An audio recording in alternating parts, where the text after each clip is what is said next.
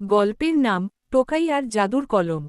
এক দেশে ছিল একটি ছোট্ট ছেলে, নাম টোকাই।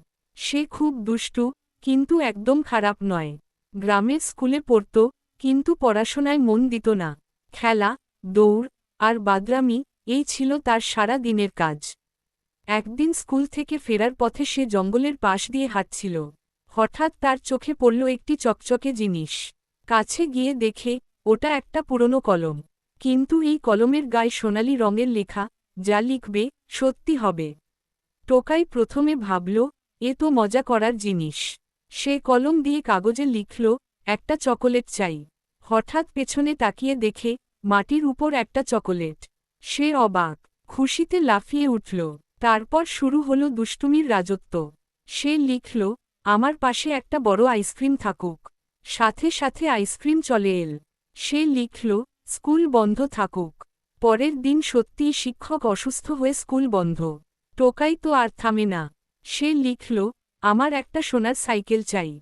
সাইকেল চলে এল। পুরো গ্রামে হইচই পড়ে গেল। সবাই ভাবল, টোকাই জাদুকর হয়ে গেছে। কিন্তু এই জাদুর কলমে বিপদও লুকিয়েছিল। একদিন রাগ করে টোকাই মজা করতে গিয়ে লিখল, গ্রামে অনেক বৃষ্টি হোক, সবাই ভিজে যাক।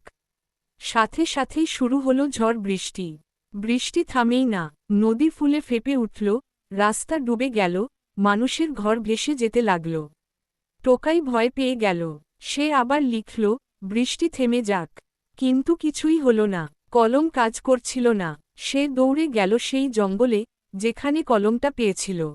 হঠাৎ এক বুড়ো লোক এসে বলল, এই কলমটা খুশির জন্য, ক্ষতি করার জন্য নয়। তুমি ভুল করেছ, তাই কলম চুপ হয়ে গেছে। টোকাই কাঁদতে কাঁদতে বলল, আমি আর ভুল করব না, প্লিজ কলমটাকে ঠিক করে দিন। বুড়ো লোকটি হেসে বলল, তাহলে প্রতিজ্ঞা করো, তুমি সবসময় ভালো কাজ করবে, আর কাউকে কষ্ট দেবে না। টোকাই প্রতিজ্ঞা করল। বুড়ো লোকটা কলমটা ছুঁয়ে বলল, এখন এটা আবার কাজ করবে, যদি তুমি সত্যি ভালো হও। টোকাই ঘরে ফিরে গিয়ে লিখল, বৃষ্টি থেমে যাক, সূর্য উঠুক। এবার সত্যিই আকাশ পরিষ্কার হয়ে গেল। গ্রামের মানুষ হাসল, টোকাইকে ভালোবাসল। তারপর থেকে টোকাই কলম দিয়ে শুধু ভালো কাজ করত, গরিবদের জন্য খাবার, স্কুলে বই, আর অসুস্থদের জন্য ওষুধ। টোকাই দুষ্টু থেকে হয়ে উঠল গ্রামের সেরা ছেলে।